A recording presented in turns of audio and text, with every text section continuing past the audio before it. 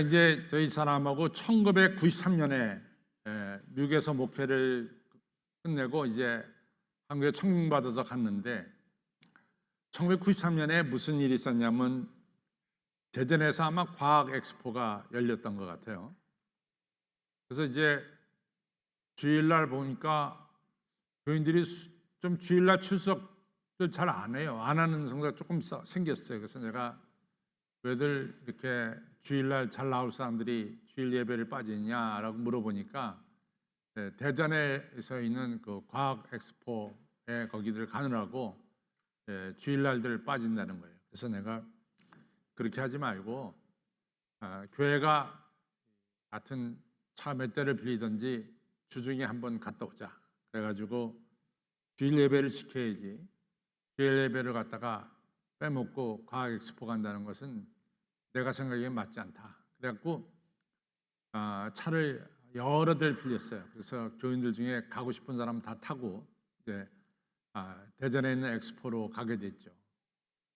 저는 저하고 버스 타고 다니는 분들은 알지만은 저희 교회 버스가 제일 먼저 나왔을 때 노래방을 갔다가 제일 먼저 달더라고요. 그러나 제가 있는 한 잘 노래방 못합니다. 제가 별로 좋아하지 않으니까. 근데 하여튼 간에 그 과학 엑스포를 끝내고 돌아오는 날인데, 돌아오는 시간인데, 어떻게 했냐면 제가 거의 그게 부임한 지 얼마 안 됐으니까 이 노래방이 열렸어요. 그런데 제가 듣기로는 장로님, 부인인 권사님서부터 다 노래 한 곡절을 불러대는데 다 대한민국 가수들이야. 도대체 이렇게 노래를 잘할 수가 없어요. 다 가수예요, 다. 그래서 이제 속으로 참 노래 잘한다. 이렇게 이제 생각을 하고 찬송가를 저렇게 잘 불렀으면 오직 좋을까 이런 생각도 없잖아 가졌습니다만은 하여간 노래 다 잘 불러요. 그다음에 우리가 코로나 바이러스 팬데믹 기간에 이 트로트에 대해서 많이 열풍이 있었잖아요. 근데 여러분이야 저나 가수라고 하지만 도대체 우리가 아는 가수가 도대체 몇 명이나 되냐고요. 나는 다 가수는 잘 모르겠어요. 그런데 다들 노래를 잘합니다. 그래서 역시 대한민국은 가수 천국이구나. 가수들이 너무나 많구나.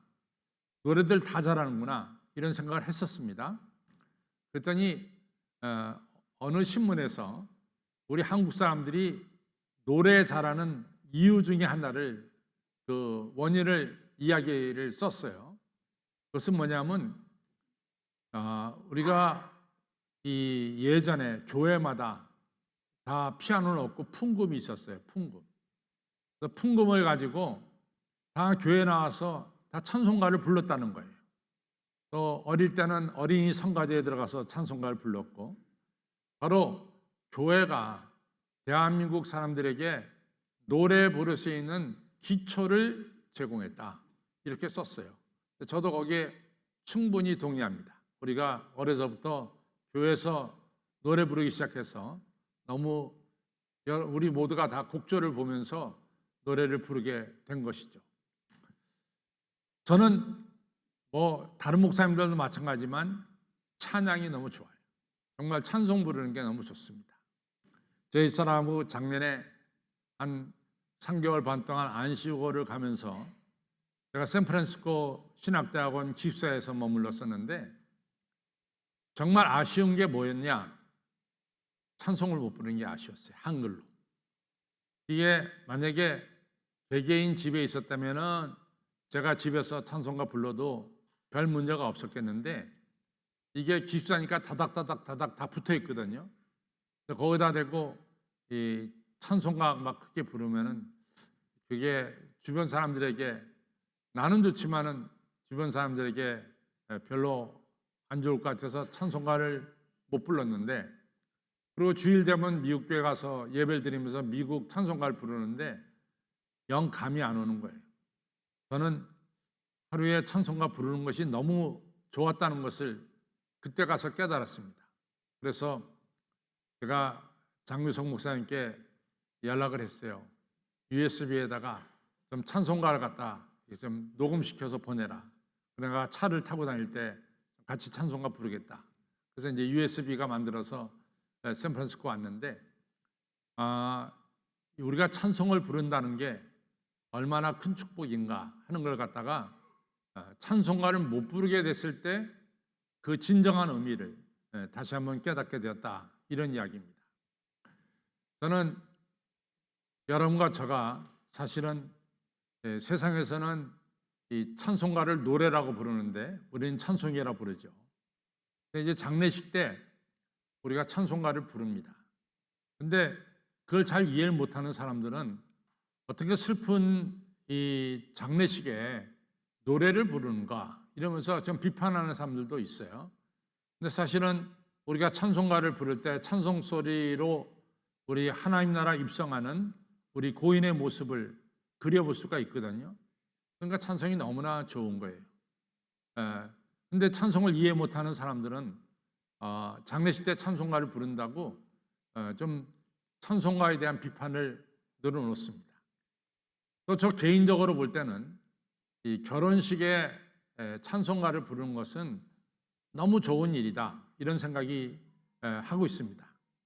여러분들, 온전한 사랑, 하나님의 사랑, 우리 다음이 없는 하나님의 사랑, 이래서 우리가 찬송가 288장 부르잖아요.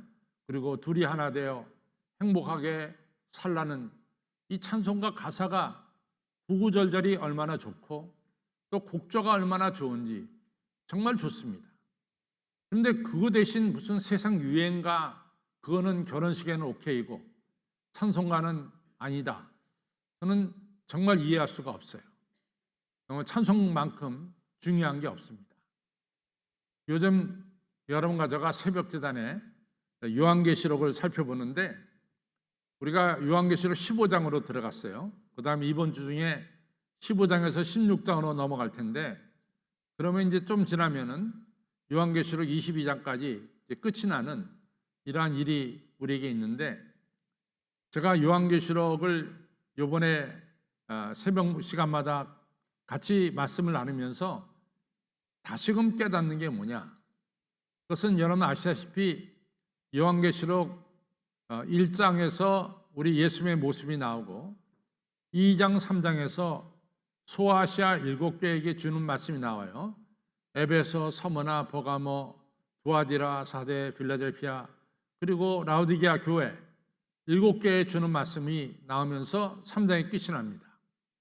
그러면서 4장에 시작되면은 이 반모섬에 있던 요한이 성령으로 들림 받아가지고 하늘나라 가게 돼요. 그래서 열린 문을 통해서 하늘나라를 보게 되는데 거기에 하나님의 보좌가 제일 먼저 나와요. 그래서 하나님이 벽옥과 홍보석과 녹보석의 빛으로 쫙 비춰지는 것이 계시록 4장에 나오죠. 그 다음에 계시록의 하나님 보좌 주변에 네 생물이 둘러서 있고, 그 다음에 그 주변으로 24 장로님들께서 서 계세요. 그리고 24 장로님들이 다 머리에 금면류관을 쓰고 계셨어요. 그때 네 생물은 지구 전체에 있는 모든 동물들을 가리킵니다. 소, 독수리, 사자, 사람, 다 이게 모든 동물들을 대표하는 거거든요. 그 동물들을 대표하는 이 네 생물이 우리 하나님 앞에 거룩하다, 거룩하다, 거룩하다, 어제도 계시고 오늘도 계시고 영원히 계시도다라는 찬양을 올려요. 근데 우리가 기본적으로 성경에서 중요한 것은 두 번 나와요. 진실로 진실로 내게 이르노니 두 번 언급합니다. 그런데 세 번 언급하는 것, 거룩하다, 거룩하다, 거룩하다는 것은 절대로 변할 수 없는 진리라 이거예요. 거룩하다, 거룩하다. 그러니까 하나님의 거룩성을 네 생물이 찬양하면서 어제 오늘 영원히 계시는 하나님을 찬양합니다. 근데 그 찬양으로 끝나는 게 아니라 그 다음에 바로 24 장로님들께서 머리에 있는 면류관을 하나님께 바치면서 또 하나님의 구원하심을, 전능하심을 찬양하는 찬양이 나와요. 그러면서 요한계시록 4장이 끝이 납니다. 그 다음에 요한계시록 5장에는 네 생물, 24 장로님들, 하늘에 있는 천군 천사들이 다 함께 하나님 앞에 찬양을 올리는 거예요. 그 다음에 이제 하나님에 대한 하늘나라에 대한 모습이 그 다음에 어디에서 나오냐면 계시록 7장에서 나와요. 그 다음에 또 어디서 나오냐면 계시록 14장에서 나와요. 그 다음에 이제 19장, 20장, 21장, 22장서부터 새하늘과 새 땅이 이 땅에 도래하는 거죠. 그런데 한결같이 하나님의 나라, 하늘이 보여질 때마다 제일 먼저 등장하는 게 뭐냐면 하나님께 올리는 찬양이더라고요. 찬양. 그래서 제가 이번에 요한계시록을 같이 살펴보면서 느끼는 것 중에 하나가 뭐냐? 천국은 어떤 것이냐? 찬양하는 것이 천국이에요. 천국은 찬양이야. 그래서 찬양이 없는 것은 천국이 아니에요. 여러분과 저의 마음속에 주님을 향한 찬양이 자꾸만 퍼지잖아요. 그럼 여러분들 마음은 뭐예요? 천국이야. 근데 우리 마음속에 찬양하는 마음이 없어졌어. 그러면 그 마음이 천국일까요? 사실은 천국이 아닐지 몰라요. 천국은 찬양하는 것이에요. 그만큼 찬양이 중요합니다. 그 다음에 우리가 찬양할 때 악한 마귀는 물러가게 돼 있어요. 여러분들 찬송가 389장 원수, 마귀 모두 쫓겨나기는 찬송 소리 때문이다. 우리가 찬송 부를 때 이같이 지옥 권세가 떨리니 형제 자매들아 찬송합시다. 이것이 찬송가 389장 2절에 맞습니다. 아시다시피 이 구약에 솔로몬, 이 다윗 왕도 훌륭하고 또 요시야 왕, 히스기야 왕도 훌륭하지만은 아사 왕이라고 있어요. 아사 왕도 꽤 훌륭한 왕입니다. 근데 아사 왕의 아들이 여호사밧인데 여호사밧이 예루살렘의 왕으로 있을 때 모압, 암몬, 마온 세 족속이 쳐들어왔어요. 큰일 났습니다. 세 족속이 쳐들어와서. 그러니까 역대하 20장에 보면은 이 여호사밧이 하나님께 나와서 하나님, 나는 어린애같이 힘이 없는데 어떻게 새 나라를 갖다 내가 이겨낼 수 있겠습니까? 이러면서 간절하게 기도하는 게 나와요. 그때 하나님께서 내가 모압과 암몬과 마온을 내 손에 붙였다, 이런 말씀하십니다. 그러니까 승리를 주시겠다고 약속하신 거죠. 그러니까 여호사밧이 그 다음에는 모압, 암몬, 마온하고 싸우는데 어떻게 싸우냐면 앞에다가 활을 먼저 쏘는 사람, 창을 들고 있는 사람, 방패를 들고 있는 사람, 칼을 들고 있는 사람, 그렇게 세우질 않습니다. 보통 군대는 그렇게 세우지만은 이 여호사밧의 군대는 다 무기를 든 사람들은 뒤에 배치했어요. 맨 앞에 누구를 배치했느냐? 우리에게 할렐루야 찬양대 같은 찬양대를 배치했어요. 그래가지고 전쟁터 맨 앞에서 찬양대가 찬양을 올리는 거야. 그랬더니 기적 역사가 일어나는데 그 찬송 소리 듣고 아까 지옥 권세가 떨린다고 389장 2절에서 그랬잖아요. 모압, 암몬, 마온 군대가 정신이 혼란해지기 시작합니다. 그래서 서로 죽이는 자중질환이 그 안에서 일어났어요. 그리고 승리를 거뒀습니다. 여러분들 그렇습니다. 이 찬양은 적들을 물리치고 찬양은 우리에게 승리를 가져다 주는 게 찬양이에요. 찬양이 너무 중요한 거예요. 여러분, 우리가 필렌체에 가보면은 그 미켈란젤로가 이 대리석을 깎아서 만든 데비드상이 있죠. 다비드상이. 그러면 여러분과 제가 이 다비드상을 이렇게 보면서 우리가 느끼는 게 뭘 느낍니까? 야, 미켈란젤로는 역시 천재야. 저렇게 어떻게 조각을 잘해? 이렇게 우리가 미켈란젤로의 천재성을 거기서 발견합니다. 그런데 여러분과 제가 하나님을 찬양할 때 하나님의 전능하심, 하나님의 거룩하심, 하나님의 사랑하심을 우리 찬양을 듣는 사람들이 이 찬양을 통해서 그 진리를 깨닫게 된다, 그 말이에요. 그러니까 이 찬양이 얼마나 소중한지 모릅니다. 여러분과 저의 찬양을 통해서 우리를 사랑하시고 창조하시고 오늘도 여러분과 저를 축복하시는 우리 하나님을 우리 주변 사람들에게 나타내는 것이 바로 찬양입니다. 그래서 오늘 8월 첫 주일에는 이런 찬양의 역사에 대해서 좀 살펴보려고 합니다. 여러분 아시다시피 우리 사람들이 제일 쉽게 짓는 죄가 뭐냐면 입술로 짓는 죄예요. 입술로 짓는 죄입니다. 우리 사회나 전 세계가 지금 몸살을 앓고 있는 것이 뭡니까? 가짜 뉴스, 거짓말이에요. 이 거짓말이 마치 진짜처럼 퍼져서 사람들을 미혹하는 것, 이것이 굉장히 우리 사회 속에 서로를 믿지 못하게 만드는 불안한 요소가 되는 거예요. 여러분, 제가 지난 주일날 오늘 우리 손장로님이 기도 시간에 제 설교를 잘 요약해서 기도를 드리셨는데, 제가 지난 주일날 로마서 3장에 대한 이야기를 했어요.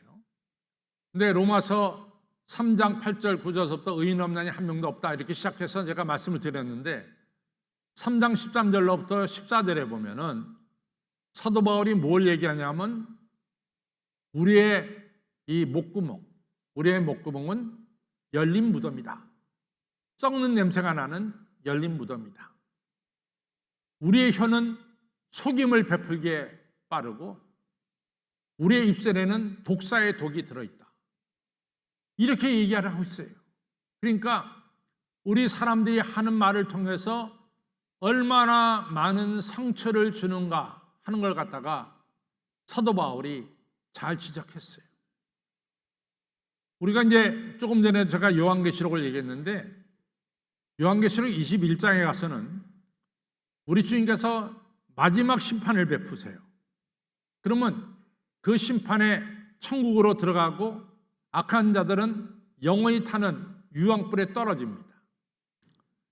근데 이 유황불에 떨어질 자가 누구냐? 그걸 자세하게 거기서 설명하고 있는데, 당연히 여러분과 저를 죄악으로 유혹하는 붉은 영, 이 사탄은 거기 들어갑니다. 그 다음에 여러분과 저를 미혹해서 하나님을 대적하게 만드는 마귀도 거기 들어갑니다. 사탄 마귀, 그 다음에 바다에서 올라온 짐승, 땅에서 여러분과 저를 우상 숭배하도록 만드는 이 거짓 예언자들 다 불과 유황에 빠져요. 여기까지 저도 조금 더 이의가 없어요. 그런 것들은 다 영원히 타는 풀무 불속에 던져져야 되는구나. 거기까지는 저는 조금 더 거기에 대해서 이의가 없습니다. 근데 그 다음에 누가 나오냐면은 거짓말하는 자들이 거기로 들어간다는 거야. 거짓말하는 자들이 불과 유황불에. 그러니 이게 얼마나 심각한 거예요. 우리가 쉽게 범하는 죄 중에 하나가 우리 입술로 범하는 죄인데, 그 죄 짓는 자들이 유황불 속에 던져진다라고 하는 사실이에요. 그래서 10계명 제9계명에 거짓 증거하지 말라는 이런 말씀을 우리에게 주셨습니다. 그런데 중요한 것은 보십시오. 여러분과 저가 하나님을 찬양해요. 우리가 하나님을 찬양할 때는 하나님의 진리를 증거하는 거예요. 하나님은 거룩하신 하나님, 영원하신 하나님, 우리를 사랑하신 하나님, 우리 하나님에 대해서 우리가 마음껏 찬양해요. 그것은 진리입니다. 우리가 찬양을 하나님께 올리는 그 시간에는 여러분과 저의 입술에는 거짓말을 할 수가 없어요. 왜냐하면 우리가 찬양하니까. 이것이 찬양의 핵심입니다. 여러분과 저가 하나님을 찬양하고 하나님의 진리를 증거할 때 그 시간으로 우리가 똑같이 거짓말을 할 수는 없잖아요. 그 시간은 오로지 하나님께만 찬양 돌리는 시간이에요. 우리의 찬양은 하나님의 진리를 더욱더 높이고, 그리고 우리가 찬양할 때 거짓은 우리 입에서 사라지게 되는 것이죠. 그래서 찬양의 핵심이 바로 여기 있어요. 우리가 하나님의 영광을 높이고 진리를 높이는 이런 입술이 된다 이거죠. 제가 지난주에도 얘기했지만은 405장을 작시한 분이 존 뉴턴 아닙니까? 존 뉴턴이 노예상한 것이 너무 죄스러웠어요. 너무 자기가 창피하고 죄스러웠어요. 이 죄의식, 자기가 잘못한 것을 갖다가 씻는 이러한 것 중에 하나가 나 같은 죄인 살리신 주은혜 놀라와 하면서 찬양을 부른 거죠. 그래서 그 찬양을 통해서 자기 이 죄가 주의 은혜의 보혈로 씻겨진 것을 체험하고 자기가 새로운 사람으로 거듭났다는 것을 갖다 다시 한번 느끼는 것이 바로 존 뉴턴이 지은 405장의 찬송입니다. 저는 또 405장의 찬송이 최근에 와서 너무 중요한 것은 2015년에 이 사우스캐롤라이나 찰스톤이라는 곳에서 흑인들만 모이는 예배당이에요. 흑인들만. 그 흑인들이 예배를 드리는데 백인 우월자들이 들어와서 총으로 난사했어요. 목사님을 비롯한 성도인들이 8명이 죽었어요. 정말 21세기에 일어날 수 없는 일이 이 예배당 안에서 이 백인 우월자들의 주의자들에 의해서 흑인을 쏴 죽이는 이런 역사가 일어났어요. 얼마나 흑인들이 이 해도 너무한 게 아니냐 말이에요. 어떻게 예배 시간에 들어와서 이 총을 난사하느냐. 그때 대통령이 누구냐? 버락 오바마가 대통령이에요. 너무나 이 미국이 침울한 가운데 있었어요. 그때 장례식이 찰스턴에 있는 농구장에서 장례식이 이루어졌는데 그 장례식에 6,000명이 참여했어요. 6,000명. 물론 그 장례식에 버락 오바마 대통령이 참여했죠. 버락 오바마 대통령 차례가 됐어요. 이분이 딴 거 하지 않았습니다. 찬송가 405장 어메이징 그레이스를 불렀어요. 나 같은 죄인 살리신 주 은혜 놀라워. 여러분, 이 찬양이 백인에 대한 증오, 이러한 흑인의 마음을 위로했고 또 백인들도 이 찬양 앞에서 저들의 죄를 깊이 깨닫는 회개의 역사가 일어나서 그 안에 모든 사람이 일어나 흑인들이 백인이 지은 찬송가지만 부르면서 화해의 역사가 일어났습니다. 기적 같은 역사가 일어났습니다. 여러분, 그렇습니다. 여러분과 제가 찬양하는 동안 우리의 입술로 뭐를 증거해요? 진리를 증거해요. 그리고 거짓은 사라져. 여러분과 제가 찬양하는 동안에 우리가 하나님의 은혜를 깨닫고 내가 죄 용서함 받고 죄 은혜가 임하는 이 체험을 하게 돼요. 여러분과 제가 다 한 목소리로 찬송가를 부를 때 우리 안에는 사랑과 화해의 역사가 일어나는 것이 바로 찬양입니다. 찬양이 얼마나 중요한지 몰라요? 아무쪼록 여러분들의 입술에는 늘 찬양이 돌기를 주님의 이름으로 축원합니다. 두 번째 찬양은 우리의 상처를 치유하는 거예요. 여러분들 찬송가 우리 470장을 불렀어요. 내 평생에 가는 길 순탄하든지 험하든지 내 영혼 평안해 평안해. 이거 470장입니다. 스태포드라고 하는 분이 작사를 했어요. 이 스태포드라고 하는 분은 어떤 분이냐면 외동딸 하나밖에 없어요. 근데 이 딸이 그 배를 타고 여행하다가 그 배가 파손당해서 그 딸이 거기 죽고 말았어요. 스태포드가 너무 슬픈 거예요. 세상에 하나밖에 없는 딸인데 그 딸이 이같이 배가 파손하면서 죽은 거죠. 그 슬픔과 그 고통은 견딜 수가 없었어요. 근데 스태포드가 이 기도를 하는 동안에 바로 내 평생 하는 길, 이 험하든지 평하든지 내 영혼 평안해 평안해, 이것이 자기 머리에 떠오른 거예요. 그 기도 끝내자마자 그걸 작사를 했습니다. 그래서 오늘날 찬송가 470장이 그 가사가 남게 됐어요. 근데 제가 이 40년 넘게 담임 목회를 하면서 느낀 것 중에 하나가 뭐냐면, 제가 이제 여러분들 다 저의 신방을 받아본 분들은 알지만은 제가 신방 가면은 조한천성가 몇 장입니까? 조한천성가 불러요. 근데 470장 좋아하는 사람들이 꽤 많아요. 근데 보면은 나름대로 크고 작은 슬픔이 있어요. 본인이 지독한 암 때문에 고생하는 분들, 또 자식을 먼저 보내놓고 슬픔에 잠긴 분들, 그 밖에 이런저런 모양으로 다 아픔이 있는 분들이 있어요. 근데 그분들이 좋아하는 찬송가가 470장, 내 평생에 가는 길 순하든지 험하든지 이러면서 내 영혼은 평안해 이 찬송가를 부르면서 마음의 슬픔과 고통을 넘어서는 이런 은혜를 받는 것을 제가 옆에서 보게 됩니다.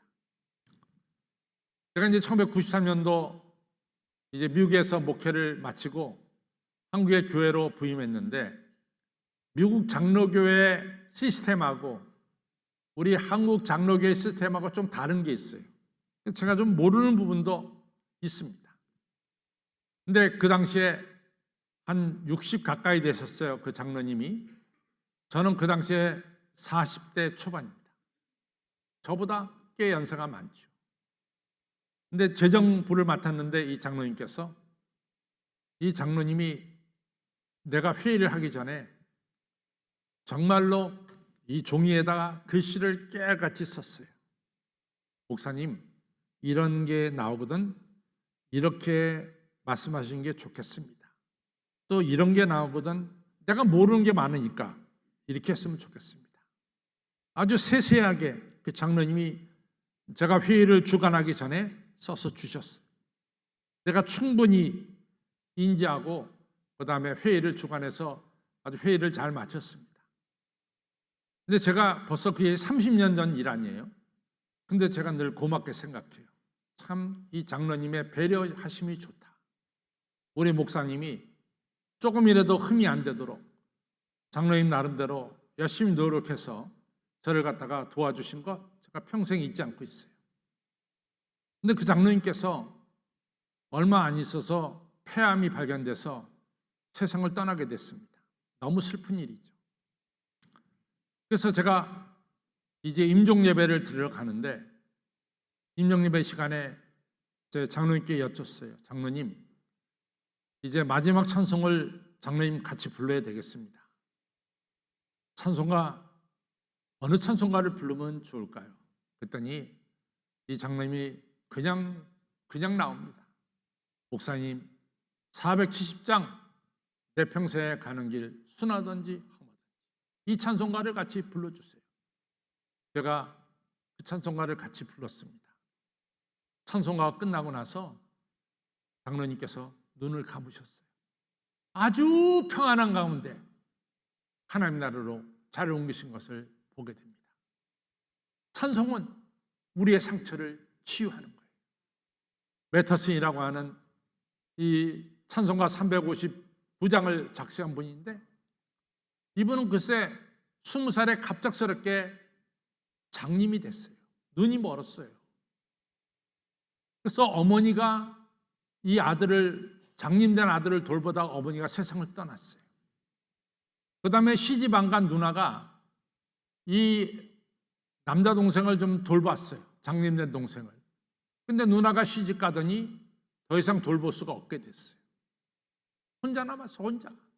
누구도 이 장님된 청년을 인도하는 사람이 없게 됐단 말이죠. 너무 외롭고 고독하고 인생을 어떻게 살아야 되는지 이 메타스는 너무 고통스러웠습니다. 그때 하나님께 기도했어요. 그때 하나님이 뭐라고 말씀하냐? 세상 사람 다 떠나도 난 너를 안 떠나. 그 찬송가 가사가 All love that will not let me go. 나 혼자 가도록 하나님의 사랑은 내버려두지 않는다. 이것이 찬송가 가사예요. 여러분, 이처럼 찬양은 우리에게 하나님이 우리와 함께 하심을 느끼게 하고 담대하게 살아가도록 만드는 것이 바로 찬양입니다. 그 찬양에는 아시다시피 오늘 우리의 상처를 치유하는 역사가 있고 찬양은 오늘 내가 살아갈 수 있도록 힘과 능력을 주는 능력이 바로 찬양 안에 있고 찬양은 미래에 대한 소망을 가질 수 있도록 산 소망을 주는 것이 바로 찬양입니다. 그래서 여러분과 제가 마음의 상처가 있고 여러 가지 어려움이 있을 때 찬송을 부르십시오. 찬송은 우리의 마음의 상처를 치유해 주시고 오늘을 살아갈 수 있는 힘과 능력을 주시고 밝은 내일을 볼 수 있도록 우리에게 소망의 눈을 허락해 주십니다. 그것이 바로 찬양입니다. 그리고 찬양의 마지막은 회복시켜 주시는 거예요. 왜 하필 오늘 본문이 누가복음 15장에 나오는 이 탕자에 대한 본문일까? 정말 탕자는 탕자예요. 아버지 뻔하니 살아계신데 말이지. 아버지 앞으로 죽을 거 아닙니까? 그러니까 유산 먼저 이게 말이 되냐고, 이 아들이. 정말 탕자지. 근데 아버지가 재산을 줬어요. 재산 가지고 탕자가 나가서 다 하랑방탕에 쓰고 아주 빈털터리가 됐죠. 그러니까 그 이방인 사람들에게 종이 돼서 풀칠하고 사는데 그새 돼지가 먹는 쥐염 열매도 안 주는 거야. 이 주인이 얼마나 혹독한지. 그러니까 탕자가 더 이상 여기서 내가 이따간 죽겠구나. 내가 내 아버지 집에 종들이 많은데 아버지 집에 종들은 얼마나 편안하고 잘 먹는가. 내가 아버지께로 돌아가야 되겠다. 이렇게 작정을 하고 아버지께로 돌아가는 거예요. 그때 이제 탕자 마음속에는 아버지를 만나서 내가 무슨 얘기를 할까? 이런 생각을 했겠죠. 첫 번째가 뭡니까? 나는 아버지의 아들 될 자격이 없습니다. 이 얘기를 먼저 해야 되겠다. 두 번째는 아버지 저를 받아주시되 품꾼의 하나로 받아주십시오. 이것이 오늘 누가복음 15장 19절에 나오는 탕자의 계획입니다. 근데 우리가 이 두 개를 보면서 느끼는 게 뭐냐? 여러분과 저가 무슨 하나님의 아들, 딸 될 자격이 있어서 아들, 딸 됐나요? 우리가 먼저 그것이 생각됩니다. 하나님이 여러분과 저가 아들, 딸을 만들 때 여러분과 저가 성공한 것을 보고, 아니 또 실패한 것을 보고, 여러분과 저가 잘한 것을 보고, 아니 잘못한 것을 보고 너는 내 아들, 내 딸이 될 수 있다. 이렇게 정하셨나요? 절대로 아닙니다. 하나님은 여러분과 저의 성공과 실패를 보지도 않으세요. 여러분과 저가 잘하고 잘못한 것도 보지 않으세요. 단지 하나밖에 없어요. 내가 너를 사랑한다. 사랑하기 때문에 여러분과 저를 하나님의 아들들로 삼으신 거죠. 이제 탕자가 아버지의 집을 향해서 가는데 아버지가 문 밖에 나와서 저 멀리서 오는 아들이 자기 아들이야. 그냥 달려가서, 아버지가 달려가서 그 아들을 끌어안습니다. 아들은 말을 못해. 아버지가 끌어안고 있고 아버지가 행동하시니까 나는 품꾼의 아들을 안아로 받아주세요. 그런 말을 하기 전에 하나님 먼저, 아버지가 먼저 이 아들을 품에 안아주고 사람을 시켜서 이 아들의 옷을 바꿔줘라. 새 옷을 입혀라. 발에 신발을 신겨라. 가락지를 껴라. 송아지를 잡아라. 사람들을 불러라. 그리고 풍류의 음악을 틀어라. 이게 다 아버지가 일방적으로 해버린 거예요. 그러니까 동네 사람들이 모여가지고 이 돌아온 아들을 갖다가 이같이 맞아주는 노래도 부르고 풍류도 울려 퍼지고 이러한 음악이 퍼지는 가운데 이미 이 아들의 모든 죄는 용서받고 이 아들은 그 집의 존귀한 아들로 다시 세워지는 역사가 찬양 속에, 노래 속에 이루어지는 것을 볼 수가 있습니다. 찬양은 뭐냐? 여러분과 저의 모든 것을 회복시켜주는 것이 찬양이에요. 우리의 상처난 영혼도 회복시켜주시고 병든 영혼도 회복시켜주시고 약한 영혼도 회복시켜주시고 하나님의 사랑받는 귀한 아들과 딸로 세워주신 것이 바로 찬양이라고 하는 사실입니다. 이 찬양이 얼마나 소중한지 몰라요. 다시금 우리가 찬양을 생각해 보겠습니다. 여러분과 제가 찬양하는 동안에 진리는 커지고 거짓은 사라지고, 여러분과 제가 찬양하는 동안에 우리의 상처는 치유받게 되는 것이고, 우리가 찬양하는 동안에 여러분과 저는 회복됩니다. 찬양은 우리의 상처를 치유하고 오늘을 살아가는 힘과 능력을 주시고, 그리고 내일을 바라보는 산소망을 주는 것이 바로 찬양입니다. 이 찬양의 역사가 오늘 예배드리는 여러분들에게 충만하기를 주님의 이름으로 축원합니다. 따라서 2023년 후반기 살아갈 때 시간이 나고 틈이 나면 어떻게 돼요? 찬송 부르세요. 찬양하세요.